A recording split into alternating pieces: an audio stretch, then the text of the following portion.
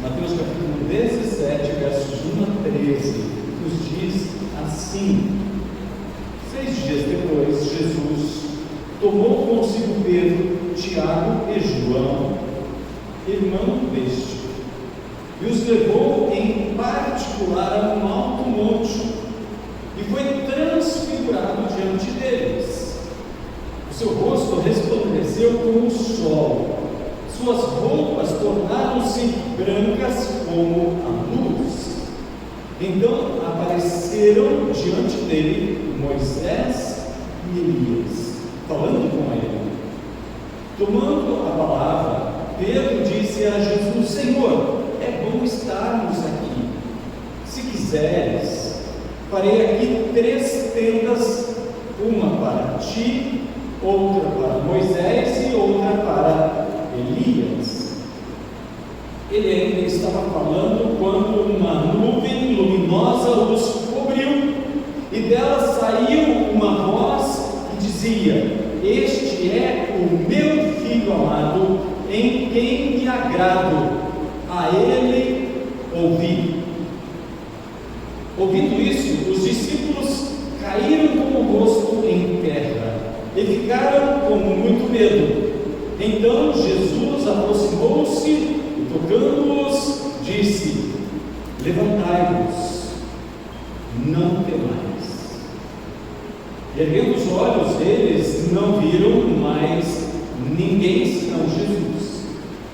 Enquanto desciam do monte, Jesus lhes ordenou: a ninguém conteis a visão, até que o Filho do Homem seja ressuscitado dentre os mortos.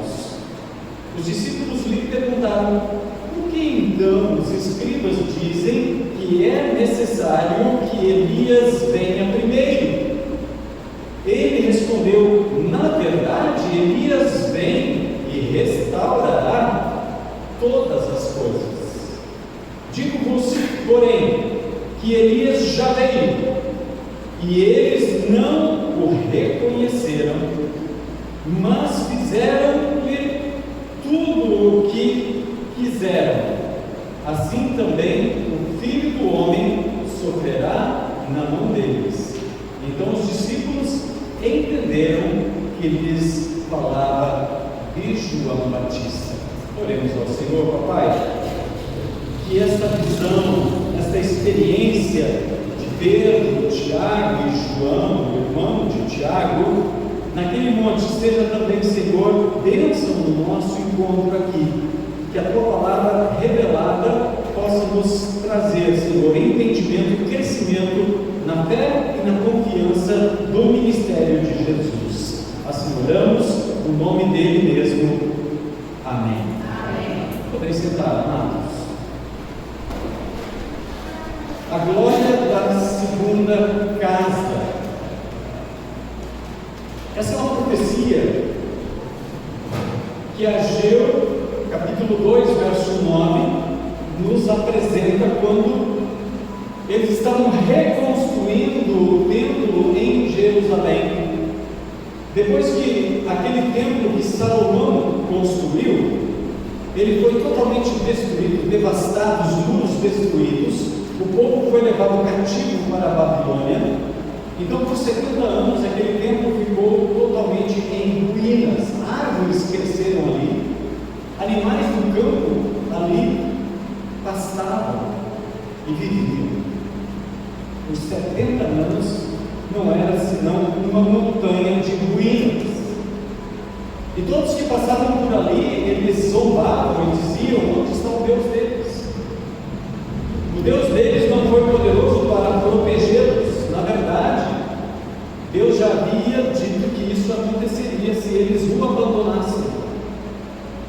E eles duvidaram da palavra de Deus, abandonaram o Senhor, e Deus cumpriu a sua palavra. Deus é fiel. Ele é fiel ao que Ele prometeu, e Ele vai cumprir tudo que prometeu. Amém? Então, confia no Senhor.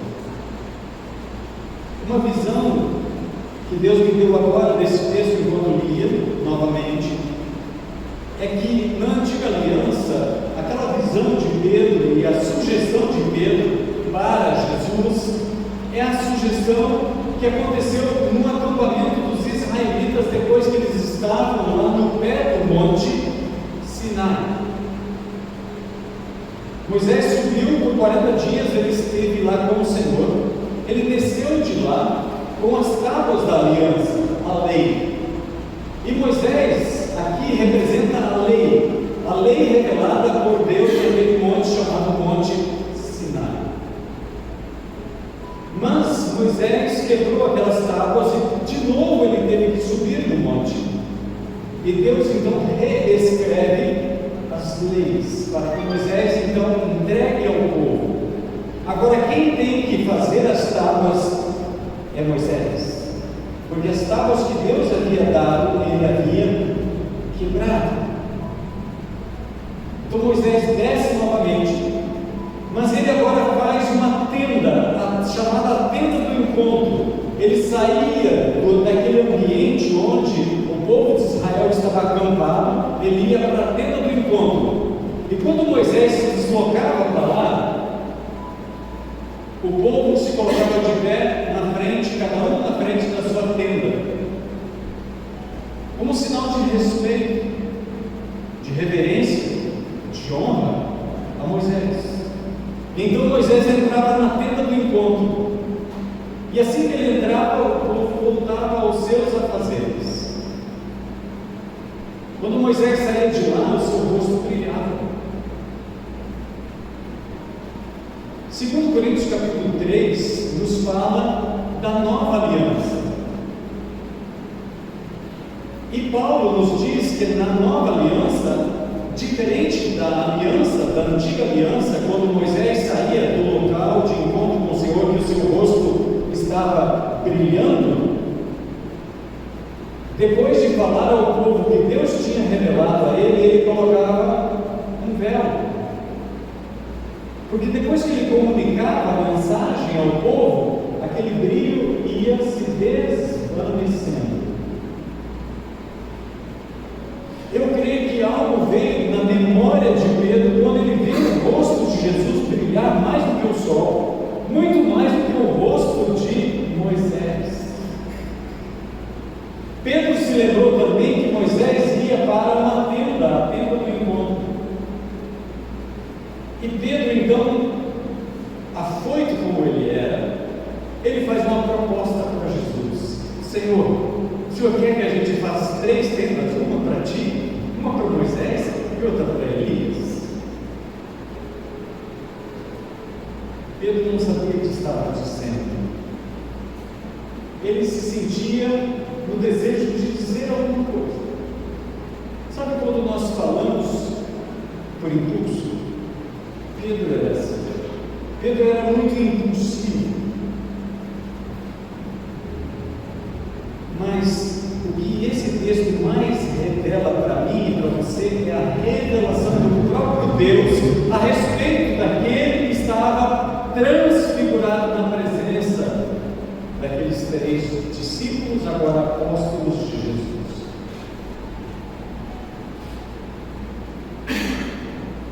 Deus se revela: este é o meu filho, que a lei profetizou, que os profetas anunciaram, vocês devem ouvir ele. O ministério de Jesus é superior. Então Paulo disse para os coríntios, na segunda carta, no capítulo 3, que nós não somos como Moisés, que coloca um véu sobre o rosto. Pelo contrário, o ministério de Jesus vai trabalhando na nossa vida de tal forma que o brilho, em vez de desvanecer, ele deve aumentar, deve brilhar cada dia mais nós devemos mostrar a nossa cara e declarar o que Deus já fez na nossa vida. E é por isso que pessoas que talvez tenham uma vida totalmente torta declaram publicamente: eu era assim, eu roubava, eu matava, eu mentia, mas Jesus entrou na minha vida, Ele começou uma transformação. Esse é o tema desse ano que nós queremos trabalhar: restauração. Deus quer restaurar você, até levar você para o Éden, de onde Adão e Eva foram tirados. Até que Jesus venha e nos coloque no lugar de honra na casa do Pai, onde Ele foi preparar um lugar para mim e para você. Amém? Então o ministério de Jesus é superior. Quando Ageu fala que agora aquele monturo de pedras, Josué era o sumo sacerdote, Zorobabel era o rei. O profeta Zacarias e o profeta Ageu profetizam nesse período de restauração no ano 515 a.C. E eles começam a reedificar o templo. Antes de nós termos os muros à nossa volta, nós precisamos ter o nosso templo restaurado. O seu coração de adorador, o seu coração de adoradora precisa ser restaurado. Amém? Antes de Deus dar proteção para Josafá, eles precisavam que se prostrassem no chão diante do Senhor em jejum e oração para que Deus desse a vitória. Há uma sequência lógica na revelação da Escritura. E o que acontece nesse texto? Quando Estevão estava diante do Sinédrio, por causa da glória desse novo ministério, onde operavam maravilhas através dos discípulos de Jesus, o texto anterior a esse texto de Atos capítulo 7 nos diz que Deus operava maravilhas, fazia milagres através da vida de Estevão. E não só da vida de Estevão, na mão de Estevão, mas também Pedro, João. O capítulo 3 nos mostra milagres acontecendo. Um homem aleijado de nascença é curado. E o povo de Deus, a igreja, estava sendo presa, estavam indo para a cadeia, literalmente para a cadeia, porque estavam fazendo o ministério que Jesus havia deixado para a igreja fazer. O governo, o status quo das autoridades que ali estavam se sentindo ameaçadas agora com o surgimento do povo de Deus, desse ministério. Então, Estevão, cheio do Espírito Santo, diz: o tabernáculo do testemunho estava entre nossos pais no deserto, como determinara aquele que disse a Moisés que o fizesse segundo o modelo que tinha visto. Moisés sobe no monte, Deus em Cristo Jesus ali revela para Moisés o tabernáculo do céu. Mas esse tabernáculo, na verdade, é o seu coração, é a nossa vida. Deus habita em você. Esse tabernáculo onde Deus quer habitar é você. E então Estevão continua com o seu argumento, o qual também os nossos pais, como Josué, tendo-o recebido, o levaram, quando tomaram posse das nações que Deus expulsou da presença deles até o dia de Davi. Aquele tabernáculo que Moisés construiu, onde havia duas repartições, o Santíssimo Lugar, o Santo dos Santos, e também o pátio exterior, onde era oferecido sacrifício, era queimado os holocaustos. Eles levaram juntos e ficou lá em Siló, até que Davi decide construir um templo de pedras para a adoração ao Senhor. Esse achou graça diante de Deus e lhe suplicou que a faculdade, o poder, a autoridade de prover morada para Deus de Jacó. Mas foi Salomão, o filho dele. Deus disse para Davi: Davi, você não vai construir para mim, porque nas suas mãos tem muito sangue. Davi é um homem de batalhas. Deus está construindo um templo, um lugar no seu e no meu coração, não com espadas, não com derramamento de sangue, mas com os joelhos no chão, na boca de adoradores. Como Jesus entra naquele dia em Jerusalém, ele disse: olha, está profetizado, da boca dos pequeninos Deus tirou o perfeito louvor. Amém? Então Salomão construiu essa casa. Entretanto, não habita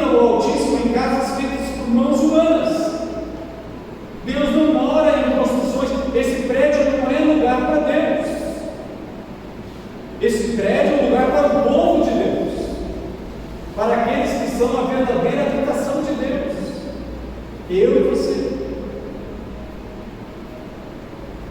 Não adianta fazer catedral toda revestida de ouro, Deus não fica lá. Você não vai para a igreja, você é a igreja que vai se reunir numa casa de adoração. Amém? O profeta Isaías já profetizou no capítulo 56, verso 7: a minha casa será chamada casa de oração. Não é casa da minha habitação, é casa de oração, onde nós falamos com Ele, como povo de Deus, como família reunida, fala com o Pai. O céu é o meu trono e a terra é o estrado dos meus pés. Que casa me edificareis, diz o Senhor, ou qual é o lugar do meu repouso? Então, Ageu diz: a glória desta última casa será maior do que a primeira, diz o Senhor dos exércitos, e neste lugar darei a paz, diz o Senhor dos exércitos. A antiga aliança é como se fosse uma sombra da nova aliança. Aquele prédio era apenas uma maquete da verdadeira habitação de Deus. E quando a gente está falando sobre a segunda casa, ele não está se referindo àquele prédio. Os profetas, quando eles anunciavam uma profecia, aquela profecia acontecia logo em seguida.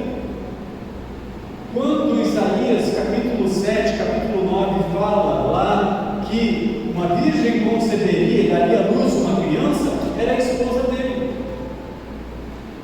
Mas, 700 anos depois, Maria concebeu e deu à luz o Filho de Deus. Era uma profecia que se cumpriu cabalmente na pessoa de Jesus. Amém? Eis que a virgem conceberá e dará à luz um filho, e o seu nome será Maravilhoso Conselheiro, Deus Forte, Pai da Eternidade, Príncipe da Paz. Esse lugar é que Deus nos dá a verdadeira paz. Ele é o Príncipe da Paz. Romanos capítulo 1, capítulo 5, verso 1 diz: justificados, pois, por meio da fé, temos paz com Deus. Jesus veio estabelecer a paz entre mim e o meu Criador, entre você e o seu Criador. Sabe por quê? Quando nós estamos em paz com alguém, nós o visitamos. Você já viu alguém na casa de quem está em guerra? Mas quando nós temos paz com alguém, a gente vai e visita. Deus quer habitar em você. Ele não habita em construções feitas por mãos humanas. Sabe por quê? Porque quando Deus criou os animais, Ele disse: haja, e houveram. Quando Ele criou as aves, Ele disse: haja, e houveram. Quando Ele disse para que os peixes fossem formados, Ele disse, Ele deu a ordem e eles se formaram. Mas quando Deus pegou o barro e com as suas mãos Ele formou Adão e formou Eva, foram as mãos do Senhor que formaram você. O Salmo 139 nos diz que Deus nos formou no ventre de nossa mãe e Ele viu a nossa substância ainda sem forma, e todos os dias da nossa vida foram colocados no livro dele, porque nós pertencemos a Ele. O inimigo quer tomar aquilo que pertence a Deus. Você pertence a Deus, e você só vai encontrar paz quando você estiver com o Senhor.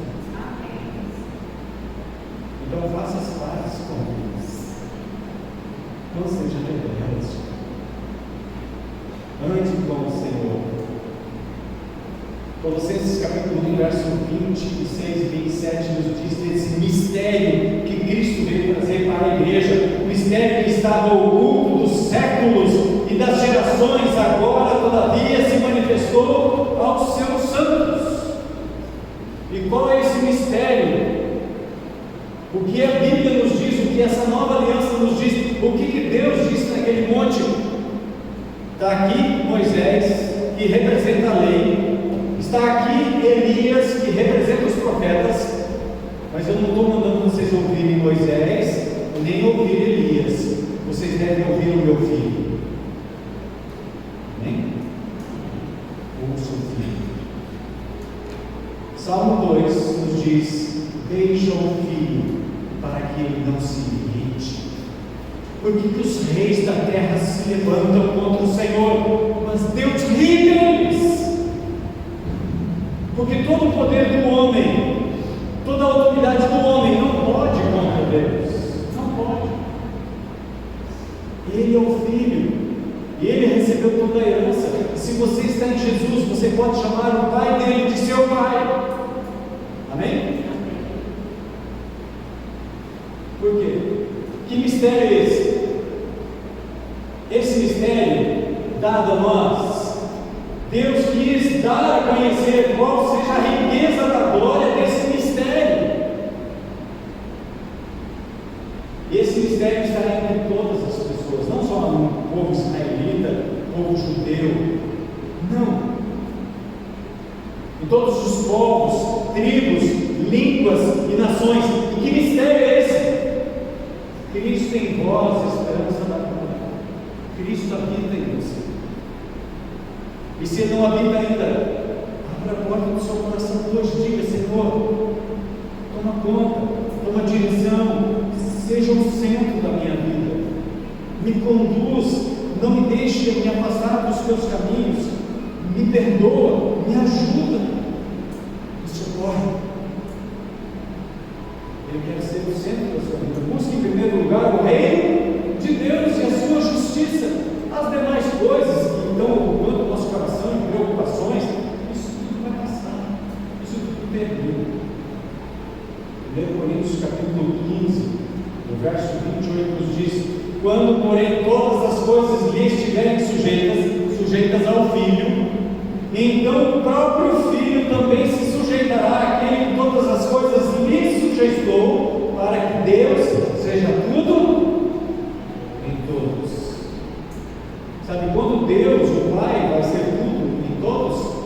Quando todos nós estivermos junto com Jesus na glória, lá.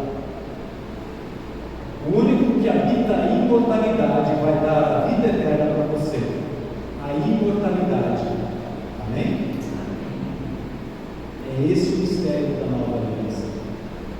Atos 15, verso 14 a 17 nos diz que Simão pregou, o primeiro que pregou o evangelho para os gentios foi Pedro.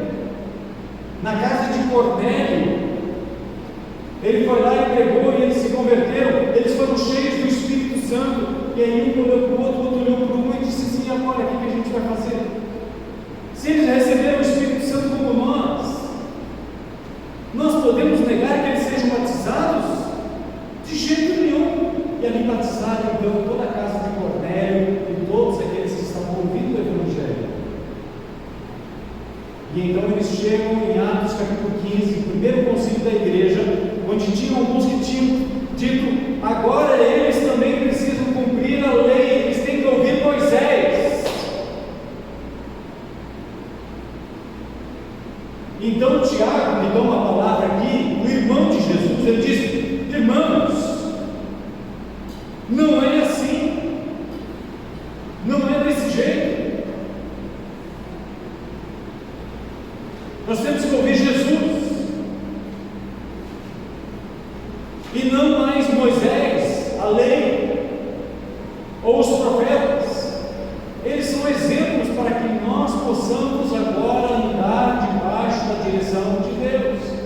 São exemplos. Amém? E ele segue dizendo: confere com isso as palavras dos profetas que está escrito, não somente a lei, que eles estavam querendo que o povo se circuncidasse, mas também os profetas. Cumpridas estas coisas, voltarei e reedificarei o tabernáculo caído de Davi. Porque quando Davi traz aquele tabernáculo para Jerusalém, aquele tabernáculo fica ali por mais uns 30 anos, 33 anos para ser bem preciso. Mas 7 anos que levou para o templo ficar pronto, que Salomão edifica. Então ficou 40 anos o templo em Jerusalém, o prédio, o tabernáculo ficou 40 anos em Jerusalém, até que Salomão construiu o templo de pedras. Deus está dizendo: eu vou reedificar aquele templo que simbolizava a minha presença no meio do povo. E o tabernáculo ele era feito de peles, sua pele, nossa pele. Deus quer habitar em nós, seres vivos. Deus não quer habitar em grutas, cavernas ou catedrais. Deus não habita lá. Deus habita na sua vida, Ele quer habitar em você. Amém? Esse é o mistério de Jesus. Esse é o ministério de Jesus. Cristo em você. A esperança da mesma glória que Ele está desfrutando com o Pai nesse exato momento. Amém? Então o texto segue dizendo que Ele vai reedificá-lo, restaurá-lo, para que os demais homens busquem o Senhor. Não é apenas o povo judeu, não é apenas o povo israelita, todos os povos, também os gentios, sobre os quais tem sido invocado o meu nome. E então, no livro de Hebreus, capítulo 3, verso 6, nos diz onde é esse lugar específico que Deus mora. Qual é a glória da segunda casa?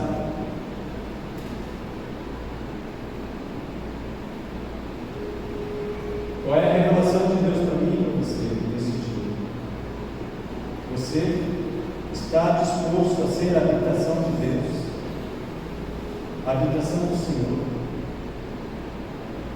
Amém? Cristo, porém, como Filho em sua casa, a qual casa somos nós. Vamos ler esse versículo e declarar a nossa fé. E no capítulo 4, versículo 14, nos diz a nossa declaração pública de fé. É isso aqui. Cristo em mim. Cristo em você. Amém? Sabe por que o oriental cumprimenta as pessoas em Hijaz? Por favor. Você já viu o japonês, o oriental se cumprimentar? É assim? Como é que eles se cumprimentam? Sabe o que significa isso? Alguém sabe me dizer o que significa isso? O Deus que habita em mim adora o Deus que habita em você.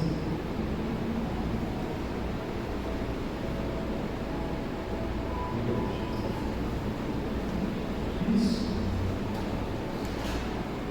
é reconhecer que Deus habita também no meu próximo. E se Deus habita na pessoa que está do meu lado, por que eu vou maltratá-la? Por que eu vou desonrá-la? Eu devo amá-la assim como eu amo a mim.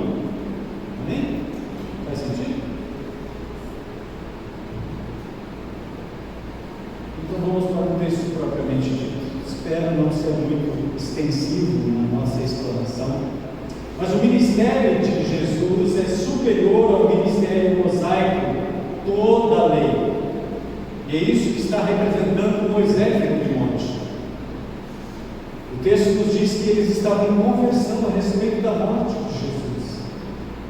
Moisés estava reconhecendo: é Jesus. Eu lembro que o cordeiro, do dia da purificação, ele está se cumprindo mesmo. O profeta Elias, que representa todos os demais profetas que mostravam a vinda do Cordeiro, a vinda de Jesus e os sofrimentos que ele sofreu. É verdade, você vai passar por todos esses sofrimentos. Quando aqueles dois discípulos de Lucas capítulo 24, eles saem de Jerusalém e vão embora, no meio da festa da Páscoa, mesmo tendo ouvido falar das mulheres que elas tinham visto o túmulo vazio, que os discípulos Pedro e João correram até lá e viram o túmulo vazio, mas não viram o Senhor, e mesmo assim eles decidiram ir embora. Mas Jesus os alcança no caminho para Emaús, caminho do lado deles e diz: do que vocês estão proseando aqui? Do que vocês estão falando? Que lorota é essa que vocês estão contando? Que conversa é essa? Que brocochô vocês estão? Não fica desse jeito, menino. Vocês não sabiam que o Cristo tinha que sofrer? Não é isso que está escrito na lei de Moisés, nos profetas e também nos Salmos. Aliás, no Salmo 22, Davi escreve como Jesus morreria.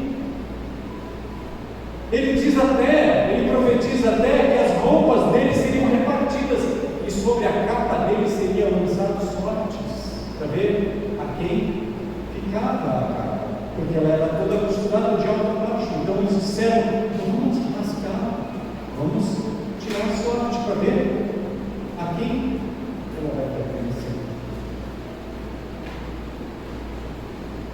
O ministério de Jesus é superior ao ministério da lei. A lei mostra a nossa fraqueza, a nossa imperfeição. Ela diz: não faça. Jesus disse: não, faça. Estenda a tua mão. Só nosso pecado, a nossa imperfeição só pode ser coberto pela graça de Deus. Lá no templo, no santíssimo lugar, tinha a arca da aliança, e a lei de Deus dada por Deus a Moisés estava dentro da arca, e em cima da arca tinha uma tampa com 2 querubins, e aquela parte ali da tampa da arca era chamada propiciatório. E é por isso que Lucas capítulo 18, a partir do verso 9, nos mostra 2 pessoas indo ao templo orar. Uma disse assim: Senhor, eu queria ser meu filho para ser meu pai, ou ser meu pai para ter um filho como eu, porque eu sou um cara perfeito. Gente, acho que o mundo me inveja. Eu sou perfeito. E o outro, publicando lá no fundo, ele não ousava levantar os olhos. Ele disse assim: Senhor, seja propício a mim, pecador, tem misericórdia de mim. Jesus disse: esse foi para casa justificado, coberto com o manto da justiça do propiciatório, do sangue derramado do Cordeiro. Aquele outro arrogante, que acha que é melhor que todo mundo, esse foi para casa com os seus pecados. A lei mostra que eu sou imperfeito, pecador. A lei, ela expõe os nossos pecados, que só pode ser apagado pelo sangue do Cordeiro. Aí então eu olho para a lei e digo assim: honra teu pai e tua mãe, para que vás bem e viva muito tempo sobre a terra. Quem aqui não desobedeceu o pai e a mãe? Não matarás. Quantas vezes a gente odiou alguém? E João disse que se nós odiamos alguém, nós somos assassinos. Sim ou não? Não cobiçarás. Não dirás falso testemunho contra o teu próximo. Quantas vezes a gente leva a conversa adiante, nem sabe se é verdade? Ah, porque fulano me disse isso, sabia? Queremos ser os primeiros a difundir uma mensagem que nós nem sabemos se é verdade. Você já ouviu falar das 3 peneiras? O filósofo nos fala sobre 3 peneiras. Quando alguém vem dizer alguma coisa para você, você deve se perguntar primeiro: é verdade? Segunda, ela é útil para alguém, e se isso beneficia em alguma coisa. Se não, morre ali no assunto. E não vamos orar para essa pessoa, então. Você já orou por ela? Amém? Terceiro lugar, a lei condena. Só Cristo Jesus salva. Em quarto lugar, a lei mata. E é por isso que Paulo está falando lá em 2 Coríntios capítulo 3, verso 6, quando ele está falando de Moisés, daquela glória que ele se desvanecia. Ele disse: o qual nos habilitou para sermos ministros de uma nova aliança, não da letra que Deus escreveu lá nas tábuas da lei, não da letra, porque a letra mata, o Espírito, no entanto, nós temos um ministério Deus. E é por isso que no verso 18 ele então diz: e assim nós somos transformados de glória em glória na imagem, na semelhança de Jesus. No verso 17 está escrito, no original, porque é possível traduzir dessa mesma forma: onde há o Espírito, ali existe liberdade.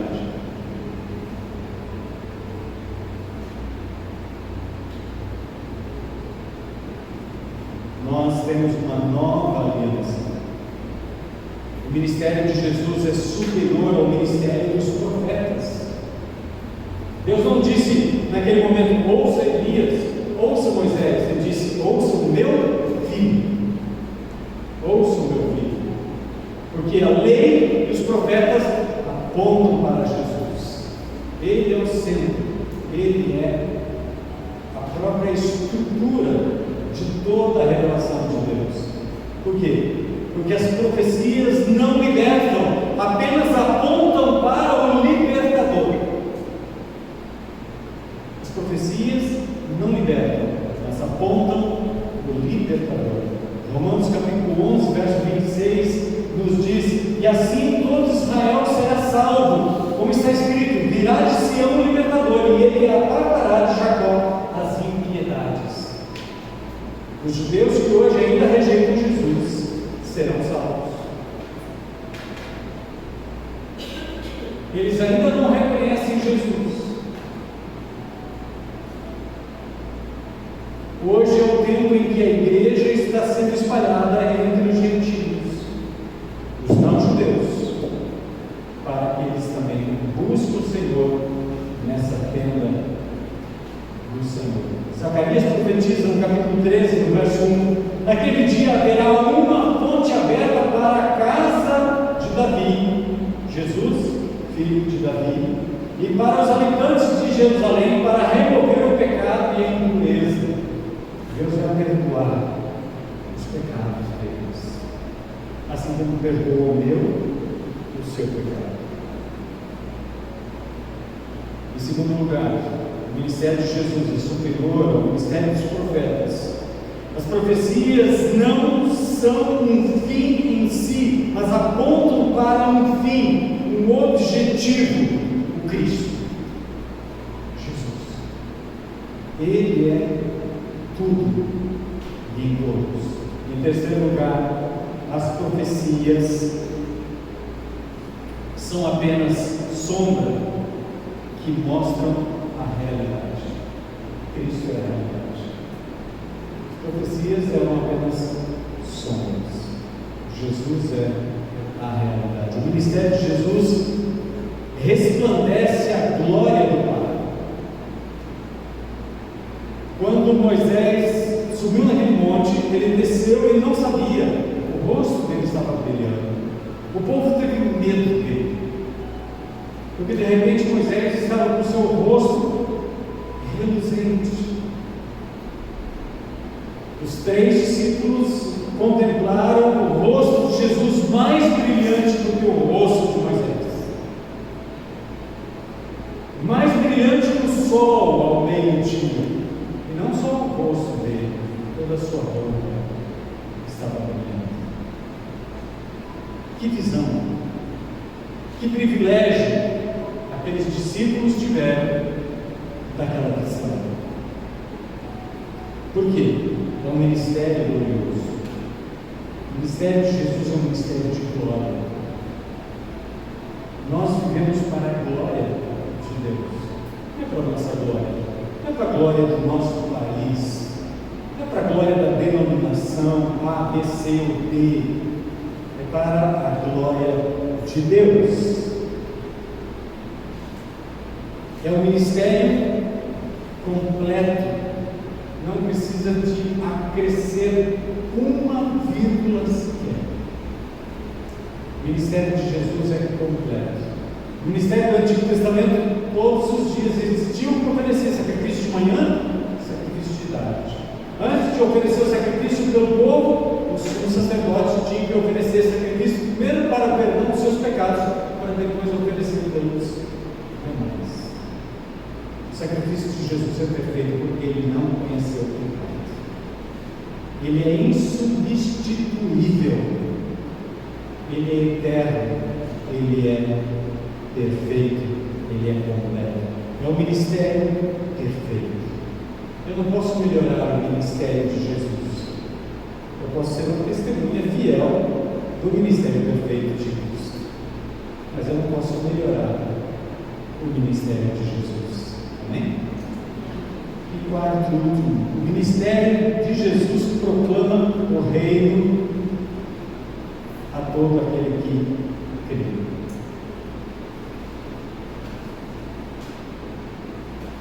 Ele diz: ide por todo mundo, fazer discípulos de todas as nações. Por quê? Toda a autoridade foi dada para mim. A autoridade agora não está mais sobre Moisés e sobre a lei da antiga aliança. A autoridade não está sobre os profetas. A autoridade está nas minhas mãos. Hebreus 7, verso 25 nos diz que Jesus está vivo para sempre. Está sentado à direita do Pai. E Ele está intercedendo por mim e por você, quando nós nos achegamos ao Pai, no nome de Jesus. Isso significa que eu e você precisamos orar mais, porque o próprio Senhor Jesus, sentado à direita do Pai, está orando. Ele está intercedendo. Oração é intercessão também.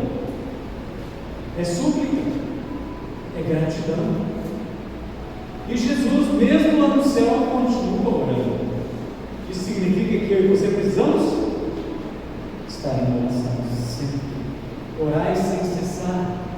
Essa é a ordem para mim e para você.